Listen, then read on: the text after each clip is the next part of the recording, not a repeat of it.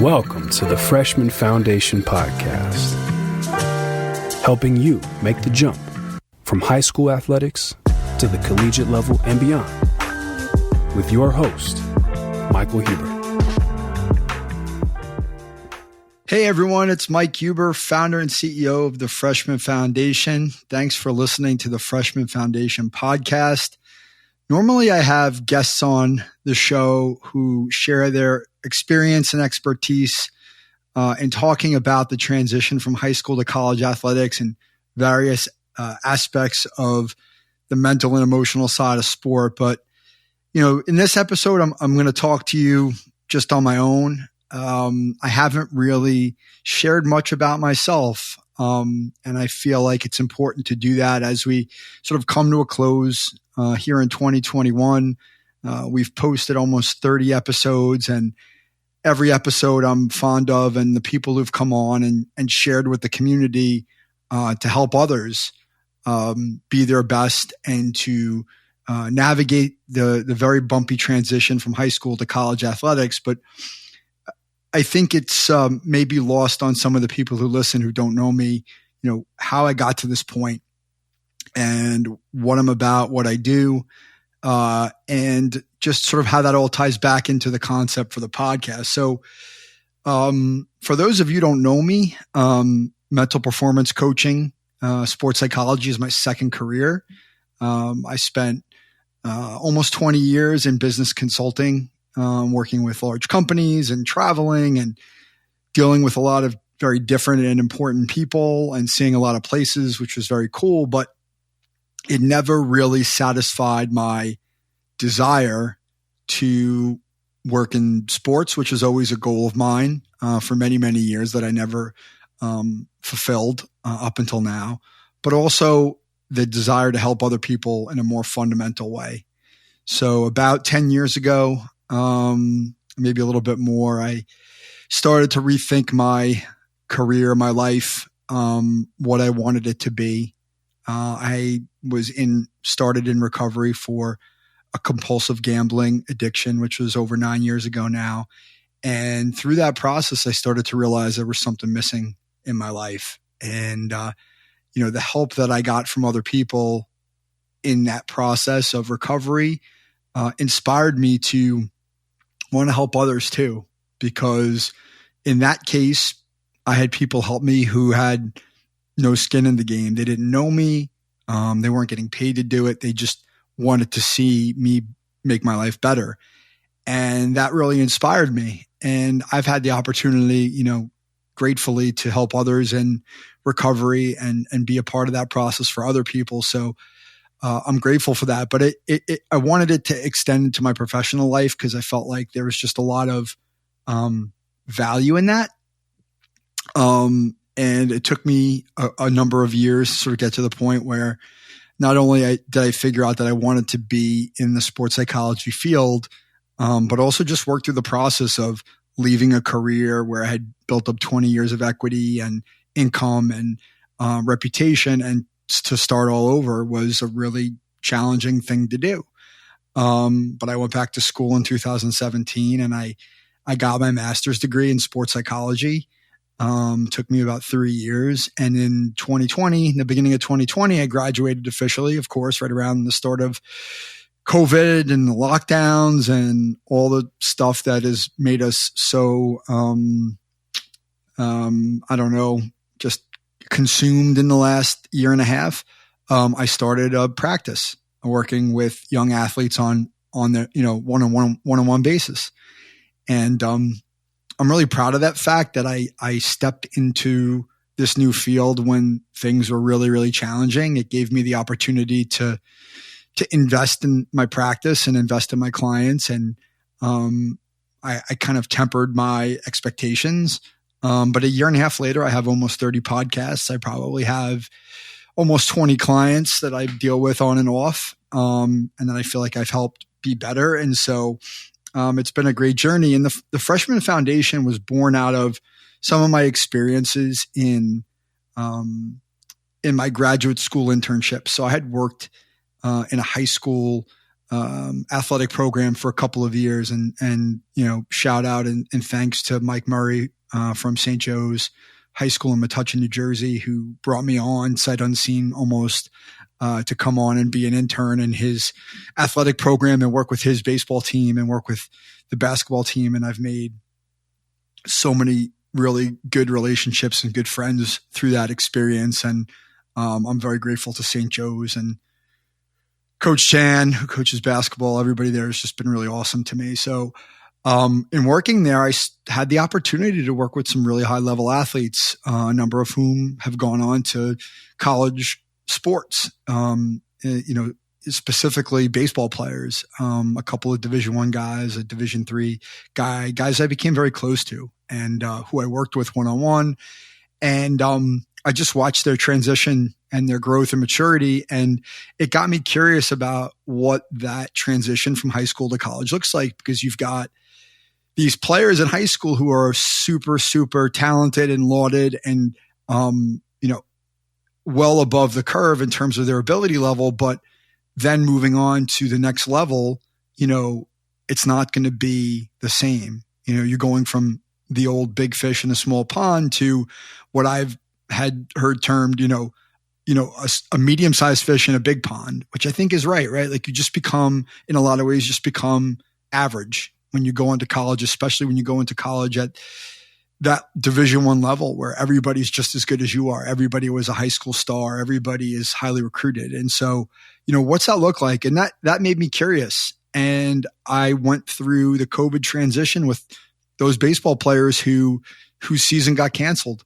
And rather than working on, sort of on the field stuff, we were working on the mental element of getting ready for the transition to college in a lot of cases. And so that's sort of what inspired the podcast. And I felt like in the spirit of helping others, bringing people on to interview and get their wisdom and their knowledge and their experiences about that transition was way more valuable than me talking into a microphone by myself. And I still absolutely wholeheartedly stand by that decision. I love my guests and they bring so much to the table. And they also allow me to be curious about that process. And so, I want to keep going. And I thought today was a good opportunity. Again, we're in December. I'm recording in December. I'm hoping to drop this in the next couple of weeks. It's a good time to reflect and let people know who listen or see my social media posts or read my blog post or see my website to kind of speak in my own words about who I am. In addition to being a business person and a practitioner and now a certified mental performance consultant through the Association of Applied Sports Psychology, I'm a father of two. I'm divorced.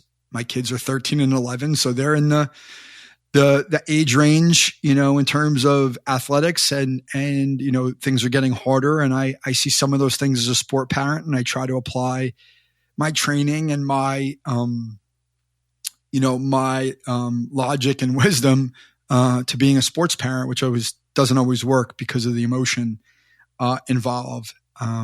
Like I said, I've been in recovery, and that's a big part of who I am. And I have started to speak openly about that. But I'm also an athlete. I played baseball and football and basketball in high school. And I played baseball for over 15 years in adulthood, really learning more about the game in my 20s, 30s, and 40s than I did probably when I was in my teens.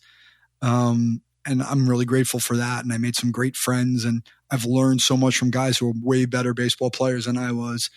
And that's been awesome. And I've run marathons, and I like to think of myself as a competitor and a learner. And, I hope that comes out in, with these conversations, when I'm asking people questions. And I think at the end of the day, more than anything, I believe in people. I believe in young people. I believe in older people. I've seen myself at the depths of my sort of, my character and the depths of my, I've just been in some really bad spots at times in my life, and I've been able to recover from that. And, not that was easy. It took a lot of hard work and frankly, humility and honesty to look in the mirror and say like, hey man, you got to get your act together. But I believe in other people and I want to see them succeed. And I don't ever want to see anybody have to go through the things that I went through. Not that they didn't make me stronger. They did. And I'm grateful for all my experiences. But that doesn't mean other people need to suffer, the same fate, in order to be successful. So, that's a little bit more about who I am. But, I think at the end of the day, I have a real affinity for young people and young athletes, because when I look back at my own athletic experience, it didn't turn out the way that I wanted it to for a lot of reasons. And I've made peace with that. Some of it was just a lack of understanding. I had a lack of understanding. My parents had a lack of understanding, a lack of resources. We really didn't have the wherewithal or money to do a lot of the things that athletes do now. I had coaches who were wonderful people, but were limited in their understanding of the college process and their willingness to sort of help athletes through that. So there are a lot of reasons why I didn't ascend to the levels of athletics that I wanted to, or that I think I could have, quite frankly, looking back. If I had the resources that a lot of the clients that I work with now had in terms of, fitness and individual coaching, mental skills training, et cetera, technology, et cetera, I think it would have been a very different experience for me. That being said, I want to be able to help those people get to where they want to go, to see them succeed, to get those scholarships, to maybe get the chance to play professionally, to live a dream. And I think one of the things that I'm very adamant about with my athletes is that it's their experience, it's their responsibility. I'm not here to tell you what to do as a mental performance coach. I'm not here to give you my opinion, although maybe I will in certain instances. I'm here to give you tools, and you can make choices with those tools as to whether or not you want to be great. Do you want to invest in your mental game and work on those mental and emotional strategies that will allow you to get to where you want to go? Right. And a lot of what I do, people think of confidence first, and that's a big part of mental skills coaching, is helping athletes build and maintain confidence, which can be fleeting. But for me, it's really more about the ability to cope with failure and the ability to keep a neutral thinking, right? So Seattle Seahawks quarterback Russell Wilson talks about neutral thinking, and he used to work with a mental performance coach named Trevor Moawad, who recently passed away unexpectedly. But neutral thinking is his thing. And they talk about not necessarily being overly positive or artificially positive, but certainly not being negative, and ideally being neutral, where we look at situations and look at them for what they are, being mindful of what's really happening. That's why I teach mindfulness to my athletes. Because for me, the awareness of what's going on and the ability to be non-judgmental in the reality of a situation allows us to act and perform as we're trained, and we don't let the emotions get the best of us. So being mindful, being present, being able to cope with adversity and be neutral is huge. And that's the foundation of my teaching. And I think what I find for a lot of athletes is, young athletes, is perfectionism is rampant. Perfectionism is absolutely pervades every single age group, whether it's my 9-year-old client who has those tendencies, or if it's my 21-year-old client who also has those tendencies, right? Young athletes have this proclivity, almost to a person, to look at themselves and say, I should have done this. I shouldn't have made that mistake. How did I do this? There's something wrong with me. And they all have it at some volume, right? Amplitude of, some people it's manageable, some people it's debilitating. And I don't want that perfectionism to take over. And I think giving them the skills to neutralize it and to sort of modify and sort of moderate the thinking to a more neutral place is critical, right? The other piece of it that's really critical for me is motivation, because what I find is those who are most successful in mental performance practice and in athletics generally are self-motivated, intrinsically motivated, as we might say in the sports psychology lingo, right? The motivation to be better, to improve, to work, to participate, to perform is all inside, or mostly inside. Obviously, we're all motivated by outside stuff, recognition, rewards, money, all those things, right? But at the end of the day, we're willing to put in the work and forego the short-term sacrifices. Forego the short-term benefits for a long-term play. And those are the athletes that are most successful. And a lot of young people don't have that down yet. And I try to help them understand the motivation. Why am I doing this? What's my purpose? How do I make it sustainable? How do I make it about me? Which is why I let them make their choices. And I let them know it's okay. No matter what you do, it's okay. If I ask you to work on something and you don't do it, it's okay. But just understand there's going to be a consequence. And I think that that's really critical, and that gives them agency. And I think for a lot of adults, and this is not, and as a parent, I can say I'm guilty of this, and certainly not an indictment, because I think it's just human nature. But I think a lot of adults, whether it's coaches or parents, tend to be on the controlling side. They want to control the outcomes for their children, and they try to dictate what it is they do and don't do because they want them to be successful, and they see the consequences in the long term. I want you to get a scholarship. I want you to have good grades. I want you to go get a job. I want you to do this and that and the other thing. And I get that. We all want the best for our kids, and I want the best for not only my own children, but the kids that I work with. They're like my children. I treat them like my children.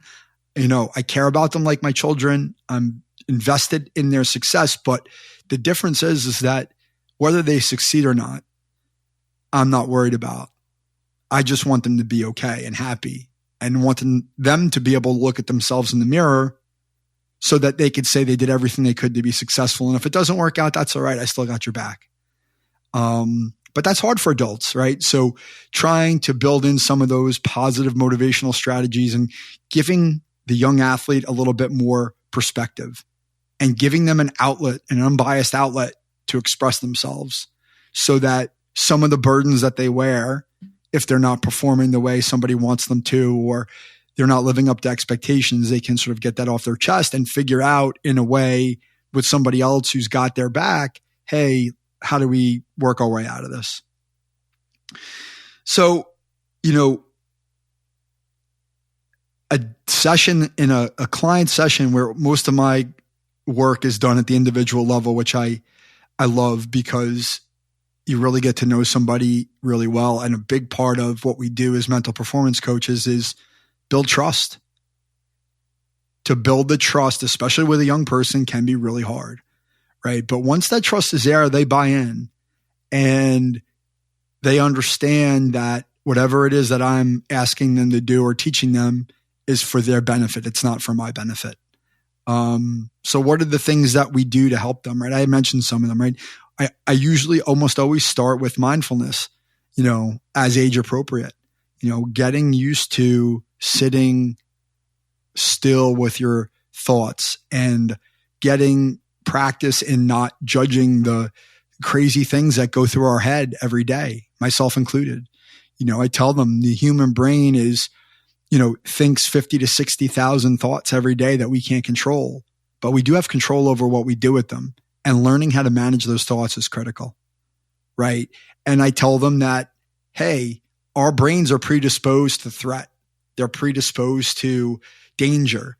And everything we see as a threat, the alarm bells go off. That's just the way we're wired. Our amygdala, right? That part of the brain that senses fear, some will call it the lizard brain, some will call it the chimp brain, whatever it is, like that dominates, and all of the executive functioning that is not fully developed for a teenager gets overwhelmed sometimes by the fear and the emotion that comes with being an athlete, comes with being an adolescent, dealing with, parents and school and, friends and relationships and all those things. Like the adolescent brain can get overwhelmed, right? So teaching them to be mindful and having them practice that is so critical because it builds the awareness. It builds that kind of insulation to say like, hey, everything that happens is, even if it's a threat, it's not a dire threat. And then we can think more clearly and logically about, okay, now what are we going to do next to make a change, to make sure that we're not going off the deep end. But in addition to that, right, we're working on our goals a lot of the times to understand what it is we want to accomplish and what are we doing on a daily basis in that process to achieve those goals, right? I can say I want to be an all-state player in some sport, but am I doing the things that line up with that, right? And if I'm not able to check those boxes every day, the likelihood that I'm going to achieve my goal is pretty slim unless I'm, just an extraordinary athlete with God-given ability that's largely out of our control. We work on our routines, right? Do I have a routine? Do I have a routine when I wake up? Do I have a routine before the game? Do I have a routine after the game? Do I have a routine in the game, right? Because when we have sustainable routines that we practice, that gives our brain more bandwidth to operate. We're not getting bogged down with fears and thoughts and emotions. And our brain is operating automatically because we have a protocol, and that allows our body to do what we want it to do. Because a lot of the athletes that I work with who are 15, 16, 17, 18 are expert. They've been playing their sport, soccer, baseball, you name it, for probably 10 plus years. They're experts. They've done it tens of thousands of times. They don't need to manage the physical, the mechanical, the biomechanical elements of their sport. What they need to be able to do is put those thoughts and emotions to the side so their body can just do what it needs to do. And sometimes we have to learn how to manage that. And I can't tell you how many times I've worked with athletes who've told me, hey, like, things have slowed down for me, or like, I'm able to manage this. Like, I used to snap, or I used to get really wound up, and now it doesn't happen as fast. Like, I'm able to catch myself. And I have the same experience. When I started practicing mindfulness, when I started in recovery, it took a while, but what I started to realize is when stuff happened to me, right, outside of me, it took a lot longer for it to get under my skin. I was able to absorb it, see it for what it was, and not overreact. And I think that having that skill as a young athlete, a young person in any area of our life is huge. And I really try hard to share that information and share those tools with my athletes so that when they go off on their own, and invariably they do, right? Whether it's when they leave high school, whether they stop working with me, whether they go on to a life beyond sports, they're able to operate on their own because they have this set of tools, a toolbox, as I'll often describe it to them, that they can pull from. They can take the hammer out when they need it, and they can take the screwdriver out when they need it, and they can take the pliers out when they need them, and they can use all three at the same time if they need to, because they become proficient at managing their mental game. And that's my job. That's my job, is to help put them out into the world and give them the resources that, that maybe they don't have, or they don't learn, or, just haven't really focused on. And I take great pride in that, and I love helping all people. And I've taken on an older client now, somebody who's well beyond high school years and college years. And, that's also a satisfaction that I have regardless of age. It doesn't matter. Helping people that want to get better makes me feel better about myself. It makes me feel like I have purpose. Makes me feel like I'm giving back. But ideally, I want to work with the 12 to 22-year-old athlete.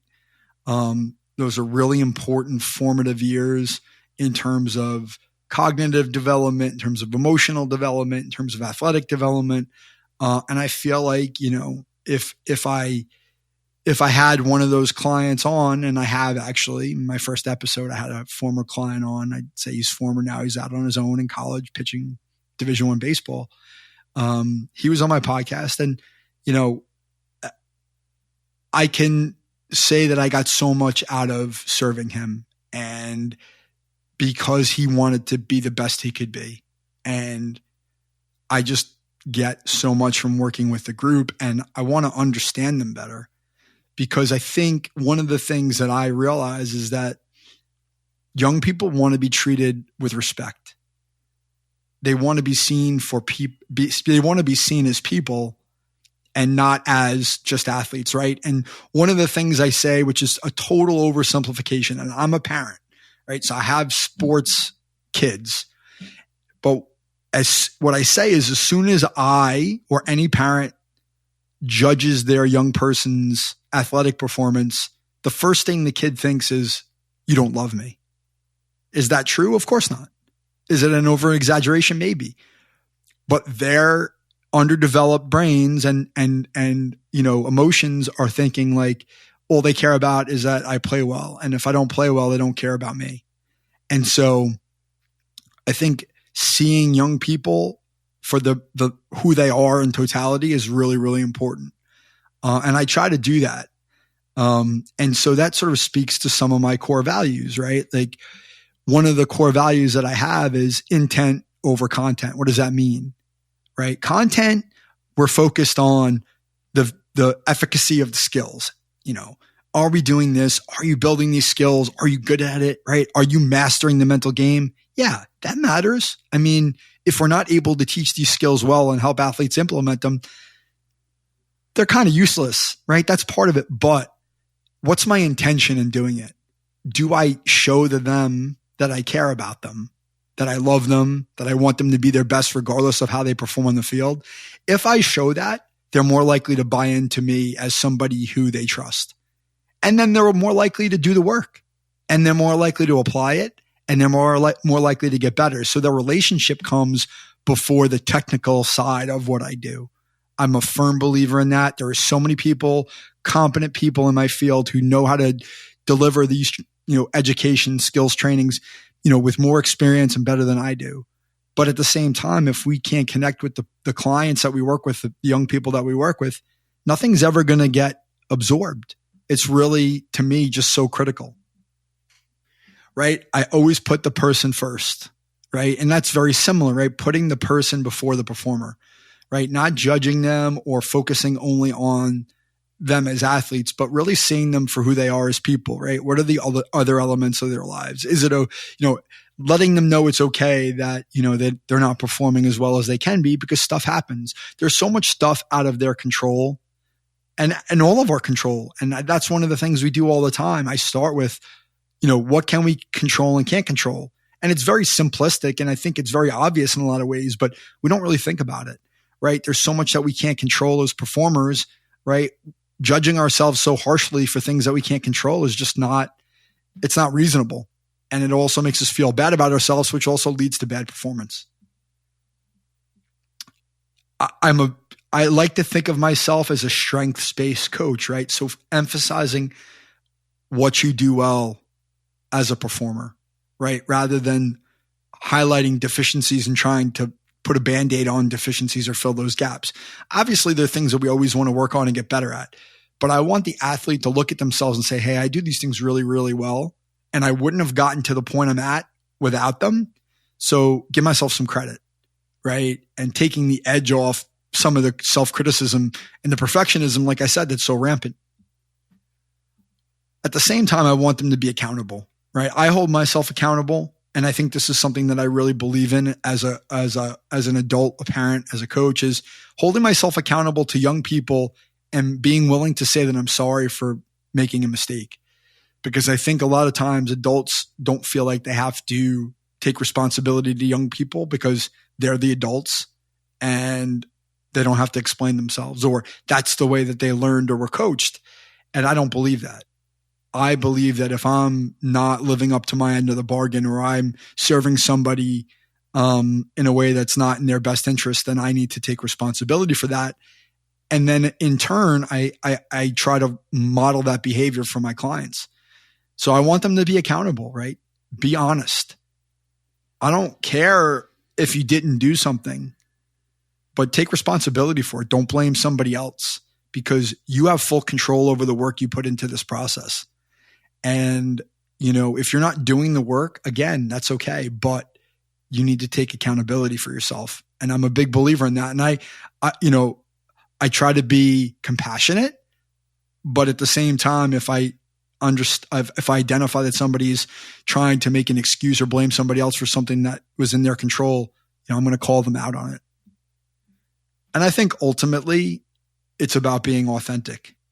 Being myself, sharing my story. Sometimes I've overshared. It's something that I struggle with a lot when I was going through my training, the idea of self-disclosing, sharing my life with people, sharing personal aspects of my life. Can it be too much? And I've had an experience recently about that. And when I was talking about being treated for anxiety, generalized anxiety disorder with a client, a young underage client. And, the only reason I shared it with him is because I want him to understand that there are options. But at the same time, I'm very influential, and it kind of came back to bite me. And I recognize that maybe it's not something I should have shared, but I feel like the authenticity, and if it's coming from a place of good intent, then it's worth the risk, right? What we would call in the field, it would be a boundary, challenging a boundary versus crossing a boundary, right? Sometimes we challenge boundaries because, we know it might be a risky move, but the benefits outweigh the cost. Sometimes we blatantly cross a boundary when we shouldn't have. And in this case, I don't think that's what I did.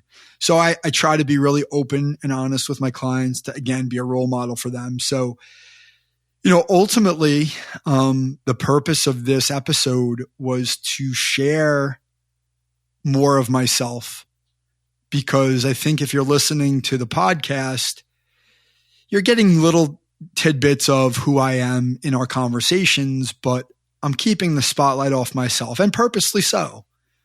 But I also think it's a lot more valuable when you listen to understand where it is I'm coming from and why I'm so curious and why I ask the questions that I do and why do I bring on the guests that I bring on. It's all with the intent of bringing value to the listener who is struggling with some of the elements that come into transitioning from high school to college, and some of the pressures that they feel, and some of the pressures that they feel when they transition to college. And there's just so many angles to look at this subject matter from, and I'm really invested in it. And I want it to be clear where I'm coming from and who I am and why I might be somebody worth listening to. So with all that said, I appreciate the opportunity to share about myself for 30 minutes or so. Hopefully all of you found this, whoever's listening. And I do have people who listen, but I don't assume that people listen because, I can't control who listens. And two, I just never know if what I have to say is super interesting or valuable. But needless to say, I'm grateful for the opportunity to share. And I'm grateful that I have the wherewithal and the confidence now to put myself out there and be vulnerable and humble, not knowing what the result is going to be. And it's something I think I strive to teach my young athletes, and I try to be a role model. So hopefully what I shared was useful and valuable. If you want to get to know more about me, you can check out my websites. It's Michael V as in Vincent Huber.com, Huber, freshmanfoundation.com, as well. You can reach out to me directly by email. My primary email address is michael@ftbcoaching.com. And to anybody who's interested in learning more about what I do with clients on an individual basis in terms of mental performance coaching, what I do in terms of transitioning, I'm looking to get into a little bit more coaching and consulting for parents, parent mentorship, sports parent mentorship, helping them. I get a lot of questions from parents about their children and how to talk to them and what they should be doing and what they should be asking and how do they carry themselves, because it's a lot. The stress level for parents has gone up. There's more competitiveness. There's more kind of fear of missing out. There's more self-consciousness and more money being spent. And I think parents are really confused sometimes about the whole sport process, but we don't know how to back away from it. So if you're a parent who's interested in learning more for yourself, please reach out, schedule a free strategy session.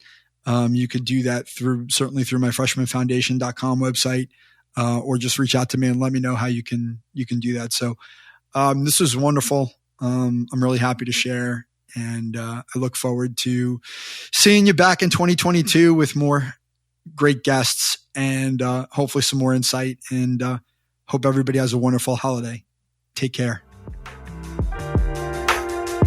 Mike Huber is the founder and owner of Follow the Ball Coaching, located in Fairhaven, New Jersey.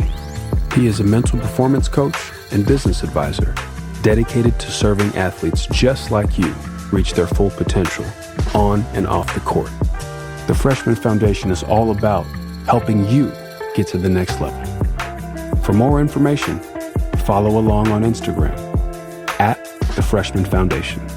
Please subscribe, give us a like on iTunes, Spotify, leave a review, tell a friend. Most importantly, come back in 2 weeks, ready to get better.